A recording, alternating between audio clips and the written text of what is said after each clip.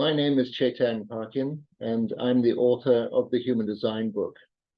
And I work on the basis that life is a mystery, that we come here, that we have the possibility of an extraordinary lifetime, and yet there's so many pressures that make that so difficult. Many years ago, I used to travel a lot, and I remember times when I would be traveling across Europe and then on my way to Greece and then on my way to India, and I would always pass through what was then Yugoslavia. And I remember going into what is now Slovenia, and I just remember being so well treated there and such kind people. And it really was needed sometimes on such a long travel. So when I heard that, you'll have to excuse my pronunciation, but Zalobza Primus Publishing wanted to publish a copy of my Human Design book, I was thrilled. And I'm so thrilled about that. This book has come together. I was actually told about it in 1979 when I was living in India.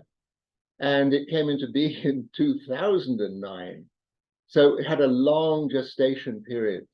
But when it came out in 2009, it was just so satisfying, so exciting to see this book come into form. And now to have it published in Slovenia, a place that has a very fond memory in my heart. And for Slovenian people, I'm so excited and so proud. I'm particularly proud of the people of Slovenia, what it is you've pulled off, what you've managed in these years. And just all I can say is, please have a look at your Human Design. It is a massively informative device. I call it a self-remembering tool.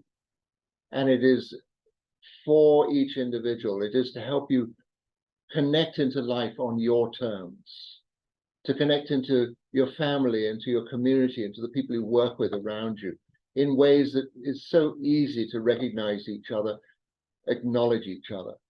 But the foundation of Human Design is truly to recognize yourself and really come to an appreciation of who you are as a unique individual on this world, a unique individual with a unique lifetime to live.